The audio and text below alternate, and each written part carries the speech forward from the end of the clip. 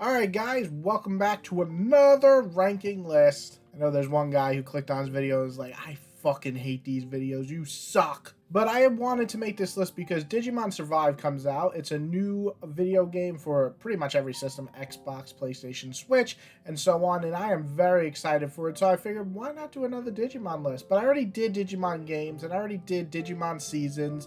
But what about Digimon movies? Now that's a big one that we have not discussed yet, and I wanted to do that today. So without any further ado, let's just jump into it. All right, and so the first one we have is I have no fucking clue.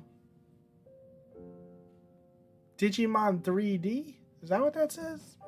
Looks like a video game more than a movie, but yeah, I never heard of this one. This is going in the haven't seen, and I don't think anybody in the world has. All right, so we're starting off with Digimon Adventure. Now, I do want to make a claim here that if you were seeing Digimon when you were a kid and you saw Digimon the movie, the first three movies on this list are what you saw in that movie. So it was Digimon Adventure, a War Game, and Digimon Adventure 02. I don't remember the exact time for that, but it was basically the 02 Digidestin, basically their movie was that. And these were all combined into one big movie at the time that they came out because they're very short. Digimon Adventure is like 20 minutes. Digimon War Games like maybe an hour if, and the other one is maybe 45 minutes. So they just combined it all into one big movie.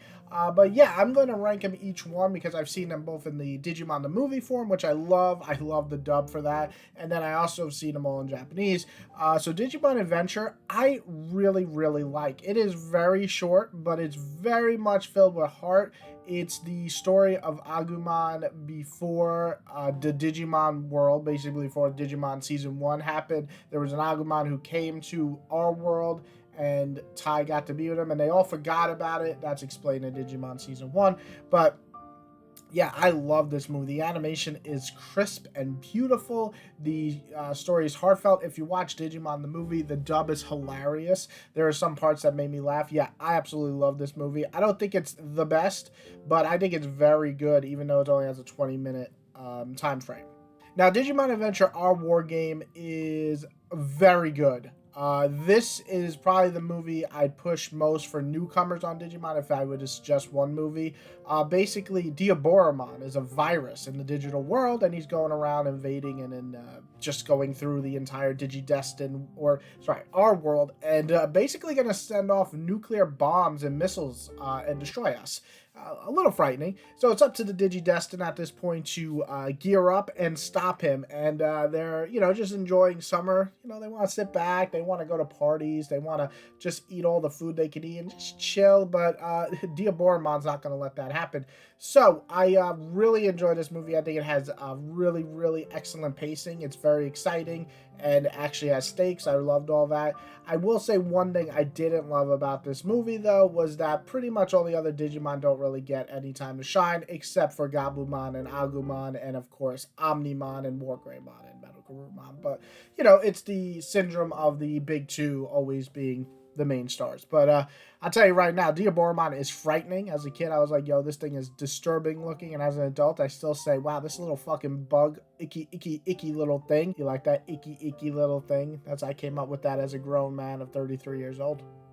But yeah, it's a disturbing design. Omnimon is badass. It has a great ending. The Digidestin all come together through interesting ways. Yeah, I really, really enjoyed this movie. It's one of my favorite, and I'm going to put it in one of the best. I don't know why it says the best. I'm going to put one of the best. Let's just change that. The one best. That makes sense. Good job, James. You graduated high school? No, you didn't. The best. What up, bitch? Alright, so Digimon Adventure 02, the movie. I'm just going to call it that. I don't know what the name is. It's like Hurricane something. It was alright. With this movie, you get the 02 children who are my least favorite. But they do get a chance to kind of shine. You do get a little bit more personal story, a little bit more depressing story than I expected here. I will say that I liked the ending. The ending fight was pretty cool, an interesting way of how they beat the bad guy in this. But overall, I just thought it was okay. I didn't really feel attached much to this other than some cool Digimon Evolutions that you get. But yeah, this one kind of is like the first meh for me. So I'm going to go with okay. I don't think it's bad. I just think it's okay. And okay is okay. Any okay. You okay. Please don't copyright me, YouTube. My voice is so bad that I should not be copyrighted. All right, so now we're getting into the ones that weren't released in theaters, at least in America. These probably were all released in Japan. But this is Digimon Adventure. I think the Revenge of Diaboromon. It might have been Digimon Adventure 02. I don't know 100%. But Revenge of Diaboromon was one of my favorite movies because it brought Diaboromon back, who is probably one of the scariest villains for Digimon. On top of that, you got the 02 cast and the 01 cast together, baby. You get Omnimon returning and not winning like you did the first time, and you get a brand new evolution that I won't spoil. I will say this goes very fast. It's like, I think it's like 40 minutes, maybe, probably less than that. But it is really enjoyable. It's just that it feels more like an episode of Digimon than a movie for me. So I did feel a little kind of disappointed in that sense. I will say that I enjoyed the new evolution a lot. I thought that was really cool. And again, I really like the animation of this one. This was done by, I think, the guy who did the first Diabor movie. It has a very sleek animation and they look a little bit different. The fights look great. But yeah, saying that, it was good. I would definitely put it in the good, just not any higher than that, sadly. So, that's how I say it.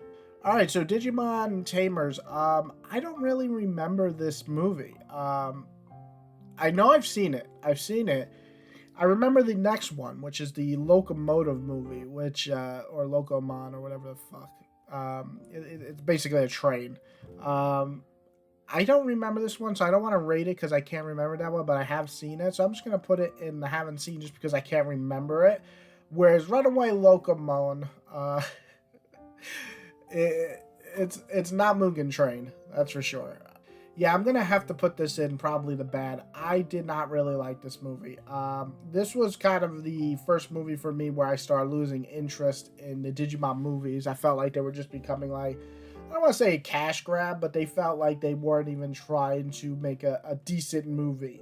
I really didn't like this movie that much. And it sucks because I love Tamers. I love that group of characters. It's my favorite Digimon show, as you've seen with my Digimon season rankings. But yeah, I did not like this movie. It just... yeah, we're just going to put it in bad. Alright, so we get to Digimon Frontier. Now, I am a defender of Digimon Frontier. If you want to fight, let's go! I'll never do that again. I am so sorry. But, yeah, Digimon Frontier, Island of the Lost Digimon, I thought it was okay. You know, it very much felt like an episode of Digimon, maybe an extended episode of Frontier. You know, the thing with Frontier that I liked the most is that they were humans that kind of evolved with the Digimon to make them as like an armor, so they became the Digimon. That was pretty cool. This movie didn't really do anything new with that. It was just more of that. I did like that, you know, that you get to see more of the evolutions and the fights were cool. But yeah, this was kind of just okay. I remember watching it and just being like, I don't really care about a lot of these villains that the villain that they're introducing, and yeah, it just was okay. An extended episode of Frontier. It goes in the okay. All right, so Digimon X Evolution. What the fuck? I don't think I've seen this one. Yeah, I haven't seen this one. I think I stopped after Frontier, though it was just okay. So I haven't seen that one. And I definitely didn't see Digimon Savers the movie. Now, I did see Digimon Savers the show a little bit. And I liked it, but I don't remember this movie. So if I don't remember seeing it, I probably didn't see it. So we're going to put it haven't seen. Yeah, what the fuck is that? Did they make another Digimon Savers movie? Because that is the character. Haven't seen it. Alright, so now we get to the 6-part movie series, as I call it. I don't know why they didn't just make this a show, but whatever. The Digimon Try movies. I have thoughts about it. So, Digimon Try Reunion, I thought was solid. It was a solid kind of reintroducing you to the characters a little bit older in high school, kind of just dealing with that. I also thought that the animation update was really nice, getting to see our favorite Digimon Digivolve. It was cool. You know, all of that worked. I saw this in the movie theaters when they put it out, and it was cool, but it very much felt like, unfortunately, kind of like a movie show. You know what I'm saying? Like, it could have just been on TV, and it would have been like 4 episodes. You know, that's the thing with this movie. It very much is that, I think. These movies were made in mind to be kind of like episode movies. And saying that, it was decent. I wasn't a huge fan of the new girl that came into the group, or her Digimon. Her Digimon was fucking annoying, at least in dub. But it was okay. It was okay.